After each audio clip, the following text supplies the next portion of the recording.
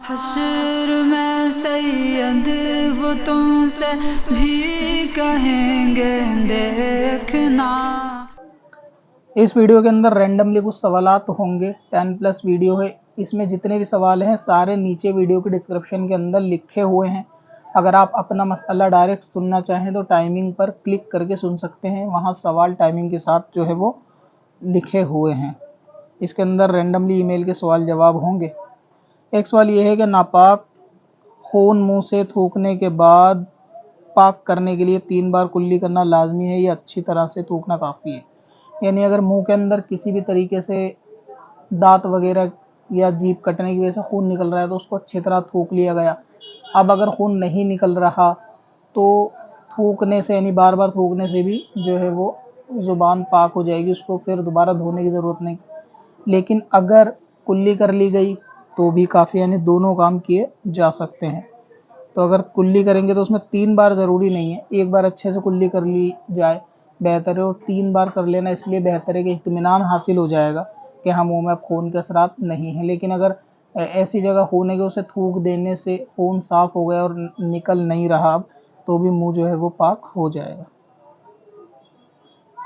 ایک سوال یہ تھا کہ ہر سال کیا ایک ہی زیور پر بار بار زکوٰۃ دینی ہوگی جبکہ زیور میں کوئی اضافہ نہیں ہوا؟ تو زکوٰۃ جو ہے وہ اگر اگلے سال بھی زیور باقی ہیں عورت کے پاس اور اس کے پاس کوئی قرض نہیں ہے، کسی کا لین دین نہیں ہے، تو اگر وہ صاحب نصاب اگلے سال بھی ہے تو اس زیور کی زکوٰۃ جو ہے جویلری کی اگلے سال بھی دینی ہوگی، چاہے وہ جویلری پہننے کے لیے ہی استعمال ہوتی ہو یا اس نے پہنی ہوئی ہو سونے کی یا چاندی کی، تو ان پر زکوٰۃ جو ہے نا دینی ہوگی۔ باقی کتنے زیور پر کتنی زکوٰۃ ہے اس کے لیے کئی تفصیلی ویڈیو بنائی ہوئی ہیں، آپ پلے لسٹ میں جا کے چیک کریں، وہاں پر زکوٰۃ کی پلے لسٹ ہوگی، روزہ رمضان زکوٰۃ، تو وہاں پہ وہ مسائل آپ کو زکوٰۃ کے مل جائیں گے۔ ایک سوال ان کا یہ ہے کہ وضو میں سر کا مسح 1/4 کرنا فرض ہے، 1/4 کتنا کہاں سے کہاں تک ہوتا ہے؟ یعنی سر کے کس حصے پر 1/4 سر کا مسح کرنا فرض ہے؟ تو سر کے کسی بھی حصے پر 1/4 سر کا مسح کرنے سے فرض ادا ہو جائے گا، یعنی دائیں بائیں اوپر نیچے کہیں پر بھی اگر کوئی شخص گیلا ہاتھ پھیر لے، ایک ہاتھ بھی اگر کوئی شخص پورے سر پہ پھیر لے تو وہ 1/4 سر کا مسح ہو جائے گا۔ 1/4 سر سے مراد یہ ہے کہ جو نارملی آگے کے لوگ اس طرح کرتے ہیں تو ایسا لازم نہیں ہے کہ وہ یہی حصے پہ کرا جائے، اگر کوئی پیچھے کر لے یا پیچھے کی طرف بھی سر پہ مسح کر لے، پورے سر پہ 1/4 کہیں سے بھی گھما پھرا کے دائیں بائیں لیفٹ رائٹ اگر وہ کر لے گا تو اس کا مسح پورا ہو جائے گا۔ یہ لازم نہیں کہ دائیں بائیں کیا جائے، باقی جو طریقہ سنت ہے وہ یہی ہے کہ دونوں سائیڈوں سے پورے ہاتھ لے کر اور انگلیاں ملا کے بیچ سر سے لے کر پیچھے کی طرف جائے اور مسح کا ایک طریقے کی ویڈیو غالباً بنی ہوئی ہے، آپ اس میں اگر دیکھیں گے سر کے مسح سکندر وارسی اباؤٹ سر کا مسح یوٹیوب پہ ٹائپ کر کے تو وہاں پوری ویڈیو آپ کو مل جائے گی۔ ایک سوال یہ ہے کہ زندہ شاہ مدار رحمۃ اللہ تعالی علیہ آن لائن زیارت اگر خواتین کو کرائی جائے تو کیا یہ گناہ ہوگا؟ مزارات اولیاء کی اگر کوئی ولاگر جو ہے وہ لائیو ہے یا ویڈیو کے ذریعے عورت دیکھتی ہے تو اس میں کوئی گناہ حرج والی بات نہیں ہے۔ مزارات اولیاء پہ عورت کی حاضری موجودہ دور کے فتنے کی وجہ سے علماء نے منع کی ہے، البتہ بعض جگہ ایسا ہے کہ جہاں فتنے کا معاملہ یا غیر شرعی معاملہ نہیں ہوتا وہاں پر خواتین کے لیے الگ سے انتظام اہتمام ہوتے ہیں، مردوں کا وہاں آنا جانا بھی نہیں ہوتا، ناچ گانا ڈھول قوالی یہ سب بھی نہیں ہوتے، تو ایسی جگہ پر بعض خواتین جاتی ہیں۔ تو ابھی جو موجودہ دور میں اکثر مزارات اولیاء پر ہے وہ معاملہ لوگوں کے ذریعے خرافاتوں کا زیادہ ہے جس کی وجہ سے ممانعت ہے، لیکن اگر وہ صرف بلاگ کے ذریعے ویڈیو کے ذریعے زیارت کر رہی ہے، کہیں لائیو بلاگنگ ہو رہی ہے، کوئی پروگرام ہو رہا ہے تو عورت جو ہے وہ مزارات اولیاء کی زیارت کر سکتی ہے، اس میں کوئی ایسی خرابی نہیں ہے کہ وہ مزارات اولیاء کی عورت زیارت نہیں کر سکتی۔ ایک سوال یہ ہے کہ میت کو غسل سے پہلے اس کے سامنے قرآن پاک پڑھنا کیسا؟ عرفان بھائی نے پوچھا ہے۔ یعنی میت کو جنازہ رکھا ہوتا ہے گھر میں، غسل میں بھی ٹائم ہوتا ہے تو لوگ اس کمرے کے اندر قرآن پاک پڑھتے ہیں، اور بعض لوگ اس کو منع کرتے ہیں پڑھنے کے لیے کہ مردہ جو ہے وہ ناپاک ہے، وہاں قرآن پاک نہیں پڑھنا چاہیے۔ اسی وجہ سے شاید آپ نے سوال پوچھا ہے، کیونکہ لوگوں میں یہ چیز بہت مشہور ہے کہ जिस घर में मैयत रखी हो जब तक उसे गुस्ल न दिया जाए वहाँ कुरान नहीं पढ़ा जा सकता। तो ये बिल्कुल गलत है। अगरचे मुर्दा गुस्ल उसका हुआ है या नहीं हुआ है, दोनों सूरतों में उस घर के अंदर कलाम पाक पढ़ा जाए तो इसमें कोई ख़राबी नहीं है। लिहाजा अगर मैयत का गुस्ल नहीं हुआ और उससे पहले लोग वहाँ पे कोई सूरा पढ़ना चाहें, कुरान पाक पढ़ के इसाले सवाब करना चाहें तो वो पढ़ सकते हैं, इसमें कोई ख़राबी वाली बात नहीं है। अगर कोई पढ़ता है तो उसको रोका ना जाए। एक सवाल इनका ये है कि अगर किसी शख्स को सिर्फ 15 पारे कुरान पाक के हिफ्ज़ हों तो क्या उसको हाफिज़ कुरान कह सकते हैं? तो हाफिज़ कुरान अगर 15 पारे कोई शख्स जानता है उसको, यानी घर में फैमिली में पता होता है कि उसको 15 पारे हिफ्ज़ है और उसके बाद उसको हाफिज़ जी कहकर बुलाते हैं उसके घर वाले, तो उसमें तो हरज नहीं है कि उनके लिए धोखा भी नहीं है और वो जानते भी हैं कि 15 पारे उनको हिफ्ज़ है। लेकिन अगर कोई अननोन पर्सन है, उसको मालूम नहीं कि 15 पारे हिफ्ज़ है, अगर वो हाफिज़ कहता है तो उनको बताना चाहिए कि ये मुकम्मल हाफिज़ नहीं है। हमारे उर्फ़ में जो है वो मुकम्मल हाफिज़ को ही हाफिज़ कहा जाता है। बाकी जो इस रेस में होते हैं, कंटिन्यू चल रहे होते हैं और अभी मुकम्मल नहीं होता, तो उनको भी बाज़ लोग कह देते हैं इस हुस्न ज़न पे कि एक ना एक दिन इंशाल्लाह हाफिज़ बन जाएंगे। तो अगर ये 15 पारे हिफ्ज़ हैं और बाकी की अभी दौर चालू है, आगे करने का इरादा हो जाएगा, लोग कहते हैं, तो उनको बता दिया जाए कि दुआ करें कि मैं हाफिज़ बन जाऊँ। अगर वो कहते भी हैं आपको हाफिज़, तो आप कह दिया करें कि दुआ करें कि इंशाल्लाह मैं जल्दी हाफिज़ बन जाऊँ। लेकिन अगर सिलसिला तर्क कर दिया हिफ्ज़ का और आगे भी आप खुद से भी नहीं पढ़ रहे, कहीं किसी की सरपरस्ती में भी नहीं पढ़ रहे, तो फिर हाफिज़ कहलाने से बचना चाहिए। बाकी अगर कोई कहे तो आप बता दें कि मैं हाफिज़ मुकम्मल नहीं हूँ, 15 पारे मुझे हिफ्ज़ है, लेकिन कोशिश करेंगे तो बाकी के 30 भी इंशाअल्लाह ताला हो जाएंगे। एक सवाल ये है कि बैतुल खला में बिना सित्र खोले मुक़द्दस अल्फाज जैसे ज़बान से अगर निकल जाए टॉयलेट में, जैसे रोज़ा नमाज वगैरह, तो क्या ये कुफ्र है और क्या इससे रोज़ा टूट जाएगा या नहीं? बैतुल खला में सित्र खोले बगैर बोलने में कोई हर्ज या ख़राबी नहीं है। मेन ममानियत तो सित्र के खुलने की वजह से है। दूसरी है कि वो नजासत की जगह है तो ज़ाहिर है बैक्टीरिया वगैरह का मामला वहाँ ज़्यादा रहता है, तो इस एतबार से बोलना मना है कि ज़्यादा मुँह ना खोला जाए। लेकिन अगर कोई वहाँ पर बोल गया या बोलने की ज़रूरत पेश आ गई तो वो सित्र उसका ढका हुआ है तो ऐसी सूरत में बोल सकता है, ये कुफ्र भी नहीं है। अगर वहाँ पे किसी ने कोई ऐसा अल्फाज जहन में आ गया जो सही अल्फाजों से आपने लिखा है कि रोज़ा या नमाज इस तरीके से, तो कुफ्र तो बिल्कुल नहीं होगा। और रहा रोज़ा टूटने का, तो इससे रोज़ा टूटने ना टूटने का कोई मसला नहीं है। ये कोई चीज़ खाने पीने वाली नहीं है कि जिससे रोज़ा टूटता हो। सिर्फ जहन में आने से या टॉयलेट में ये चीज़ बोल देने से रोज़ा नहीं टूटता। और इसके लिए भी शायद सेपरेट एक वीडियो मैंने बनाई हुई है, अगर आप यूट्यूब पे सर्च करके देखेंगे तो वो आपको मिल जाएगी।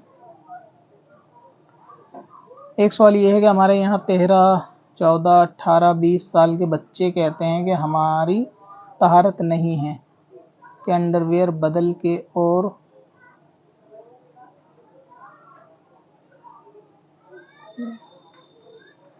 यानी 13, 14, 18 और 20 साल के बच्चे कहते हैं कि हमें तहारत लेने के इस्तिंजे की ज़रूरत नहीं है, तो सिर्फ वो लोग अंडरवियर बदल के और इसी तरीके से प्राइवेट पार्ट पे पानी डालकर सिर्फ नमाज़ पढ़ सकते हैं या नहीं। तो अगर इनमें से कोई बच्चे ख़ास तौर से 18 और 20 तो बालिग हैं, इनको तो तहारत लेने की ज़रूरत है। अगर इन पर गुस्ल फ़र्ज़ होता है तो उनको गुस्ल करना होगा, बग़ैर गुस्ल के नमाज़ पढ़ना हराम है। तो लिहाजा 18 और 20 साल वाले तो यकीनी तौर से गालिब बालिग हैं, और 14 साल 13 साल वालों का गालिब गुमान है कि बालिग हो गए हों। तो अगर ये बालिग हो गए हैं 13-14 वाले, तब तो इनको भी जो है ना वो तहारत और नजासत के बाद तहारत लेना और गुस्ल फ़र्ज़ होने के बाद गुस्ल करना ये ज़रूरी है। फ़कत ये कि हम पे तहारत ज़रूरी नहीं है, जहालत काम नहीं आएगी। तो नमाज के लिए वज़ू और नापाकी की हालत में गुस्ल, ये दोनों चीज़ें करनी होंगी। और अगर ये कि किसी ने बग़ैर इस्तिंजा किए पानी लिए बगैर इस्तिंजा कर लिया, सिर्फ यानी टॉयलेट कर लिया, उसने पानी नहीं लिया, आपका सवाल ये है क्या वो नापाक है, उन्हें पानी लेने की ज़रूरत है या नहीं? तो बालिग ज़ाहिर है कि इनको भी इस्तिंजा करने की ज़रूरत है। लेकिन अगर किसी ने बिना इस्तिंजा के टॉयलेट कर लिया और उसके कपड़े पे बाद में कोई निशान नहीं है, तो नमाज से पहले अगर दोबारा या बाद में सित्र धोना चाहे तो सित्र धो के नमाज पढ़ सकता है, उसको नहाने की ज़रूरत नहीं है। शायद आपका सवाल गुस्ल के ताल्लुक़ से ही था। तो उनको अगर किसी ने इस्तिंजा का पानी नहीं लिया तो उनको गुस्ल करने की ज़रूरत नहीं, वो नापाक इससे नहीं होते। बाद में कपड़ा बदल ले, अगर पेशाब के निशान हैं बूंदे हैं, कतरे हैं, अगर ये नहीं है जिस्म पे, कपड़े पे, तो फिर ऐसे ही वज़ू करके नमाज हो जाएगी। लेकिन बेहतर ये है कि इस्तिंजा बाद में कर लिया जाए, यानी नमाज से पहले, वज़ू से पहले। एक सवाल ये है ज़कात के ताल्लुक से कि कमाने वाले शख्स को ज़कात देना कैसा है। बाज़ लोग ऐसे लोगों को ज़कात देते हैं जो काम वगैरह कर रहे होते हैं। कमाने से मुराद ये है कि वो वर्किंग कंडीशन में होते हैं, चाहे उनका अपना बिज़नेस हो या कहीं उनकी जॉब हो, वो लोग काम कर रहे होते हैं, तो ऐसे लोगों को ज़कात देते हैं। तो हमारे ज़कात देने का जो मेयार है वो इस शर्त पे नहीं है कि बंदा काम करता हो या ना करता हो, इस शर्त पे है कि वो साहिब निसाब नहीं होना चाहिए। बाज़ लोग के जो काम करते हैं लेकिन इतना कमाते हैं, अपनी ज़रूरत पूरी करते हैं, और या साल भर में इतना नहीं जमा कर पाते किसी और मजबूरी या कर्ज़ की वजह से या किसी ईएमआई की वजह से इतना जमा नहीं कर पाते कि उनके ऊपर ज़कात वाजिब हो, तो लिहाजा वो साहिब निसाब नहीं है, शरई फ़कीर है। तो अगर वो उनको कोई ख़ुद ज़कात दे दे तो उनकी ज़कात जो है ना अदा हो जाएगी। लेकिन अगर कंडीशन अच्छी है तो ऐसे शख्स को ज़कात मांगना जायज़ नहीं है। लेकिन अगर कोई ऐसी सिचुएशन है, और इसकी तफसील शायद हमने एक वीडियो में बता भी दी है कि बाज़ सूरतों में माल होते हुए भी किसी को ज़कात देना ज़रूरी है, जैसे किसी के घर में अचानक से शादी का मामला है या चोरी का मामला हो जाए शादी से पहले, या ऐसा कोई मसला हो जाए कि जहाँ उसकी इज़्ज़त की बात आए, तो ऐसे शख्स को भी ज़कात देना चाहिए कि जैसे शादी से पहले चोरी हो जाना या कुछ ऐसा मामला हो जाना, किसी के साथ ऐसी अनहोनी वाली बात हो जाए, तो उसको ज़कात दी जा सकती है अगरचे वो काम करता हो। ठीक वैसे अगर कोई शख्स है कि उसके ऊपर कर्ज़ ज़्यादा है, नॉर्मली वो जॉब करता है, कमाता है ठीक ठाक, लेकिन उसके ऊपर किसी और का कर्ज़ ज़्यादा है और वो कर्ज़ चुकाने में उसको काफ़ी साल लगेंगे, अगर ऐसे शख्स को ज़कात दे दी ताकि वो अपना कर्ज़ चुका ले या कुछ आसानी हो जाए उसके लिए, तो उसको भी ज़कात दी जा सकती है। तो ये शर्त कि वो बंदा काम करता है उसको ज़कात नहीं दी जा सकती, ये शर्त गलत है। देखा ये जाएगा कि काम करने के साथ वो साहिब निसाब है या नहीं। अगर साहिब निसाब नहीं है और उसके आगे मजबूरी है, कर्ज़ा है या कोई दूसरा मामला है, इस वजह से साहिब निसाब नहीं बन पाता वो अच्छा कमाने के बाद भी, तो ऐसों को ज़कात दी जा सकती है।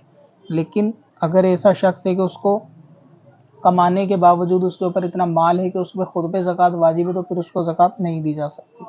लेकिन ये कि ऐसे शख्स को मुतालबा करना दुरुस्त नहीं है। अगर कोई ख़ुद देना चाहे भलाई की नीयत से कि भाई चलो कोई पड़ोसी है, रिश्तेदार है, कि उसके ऊपर किसी दूसरे शख्स का कर्ज़ है, उसने घर लिया है और उसने कर्ज़ पे घर लिया है, किसी से कर्ज़ लेकर लिया और उस पर कर्ज़ ज़्यादा है, और अगर साहिब निसाब भी नहीं है, अगर उसकी मदद की जाएगी तो उसका कर्ज़ ज़्यादा हो जाएगा, तो ऐसे शख्स को भी ज़कात दे सकते हैं जो दिखने में ठीक ठाक भी हो और काम वगैरह भी करता हो, चाहे वो रिश्तेदारों में हो या आस पड़ोस में हो या किसी भी सूरत में। तो ज़कात का मकसद भी यही है कि उसकी जो है ना वो हेल्प बंदे की हो जाएगी।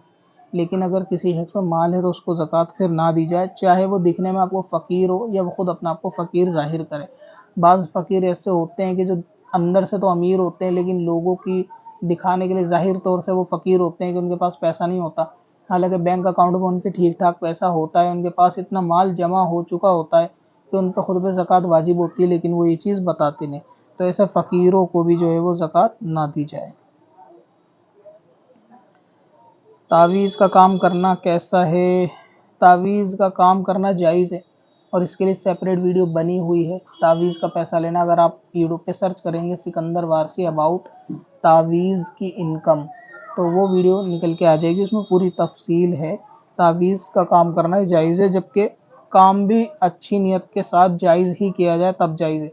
ऐसा नहीं है कि तावीज़ कुफ्रिया शिरकी अल्फाज के हों वो जायज़ नहीं है, दो लोगों में जुदाई गैर शरई कराने के एतबार से हो वो जायज़ नहीं, किसी का हक़ नाहक तरीके से गसब करना या किसी ज़ालिम को दिलवाने के फ़ेवर में हो, इस तरीके के मामलात चाहे वो तावीज़ की शक्ल में हो या दूसरी मदद की शक्ल में हो, जायज़ नहीं। बाकी अगर भलाई के लिए, फ़ायदे के लिए, नफ़े के लिए, शिफा के लिए कुरान पाक के तावीज़ या जायज़ अल्फाज के तावीज़ बना के दिए जाएँ तो इस काम करने में कोई ख़राबी नहीं है। खल्क़े खुदा की खिदमत की नीयत से करेगा तो इंशाअल्लाह सवाब भी पाएगा। सवाल इनका ये है, क्या एक ही मस्जिद में जुमे की 2 जमात हो सकती हैं? हो सकती हैं, जुमे की 2 जमात भी हो सकती हैं। एक मस्जिद के अंदर अगर मस्जिद इतनी बड़ी नहीं है या जुमे के दिन पब्लिक ज़्यादा है, तादाद ज़्यादा, और एक नमाज में सब नमाजी नहीं समा पाते मस्जिद के अंदर, फ्लोर सारे भर जाते हैं, तो ऐसी सूरत में जो रह जाए उनके लिए दूसरी जमात का एहतमाम किया जा सकता है। एक सवाल ये था कि रोज़े में अगर किसी नहाती हुई औरत पर नज़र पड़ जाए तो क्या रोज़ा टूट जाता है? सवाल میں روزہ کس کا ٹوٹ جائے گا, نہانے والی عورت کا یا دیکھنے والے یا دیکھنے والی کا, یہ لکھا ہوا نہیں ہے. تو خاتون کا ہی ویسے یہ سوال ہے. تو اگر ستر تو عورت کا عورت سے بھی پردہ ہے, یعنی خاتون کی نظر بھی نہاتے ہوئے عورت پہ پڑ جائے یا جان کے پڑے, جان کے پڑھنا تو درست نہیں ہے, لیکن دھوکے سے پڑ جائے تو اس میں کوئی خرابی نہیں ہے. باقی مرد ہو یا عورت, روزہ اس میں کسی کا نہیں ٹوٹے گا, نہ نہانے والی کا اور نہ ہی اس پہ نظر جس کی پڑی اس کا. روزے سے اس پہ کوئی خرابی نہیں آئے گی. بلکہ بعض لوگ اس کے تعلق سے وضو کا زیادہ پوچھتے ہیں کہ ستر دیکھنے سے وضو ٹوٹے گا نہیں, تو ایسے میں وضو بھی نہیں ٹوٹے گا. تو اگر دھوکے سے نظر پڑ جائے تو وضو یا روزے پہ کوئی خرابی نہیں آئے گی. اب اپنی قضا عمری نمازوں کا حساب لگانا ہوا اور بھی آسان. وزٹ کریں qazakalculator.smswarsi.com پر اور اس کیلکولیٹر سے اپنی تمام قضا نمازوں کا حساب منٹوں میں کریں اور ڈاؤن لوڈ بھی کریں. چل تجھے بھی بخشوا دوں, تیری باری آ گئی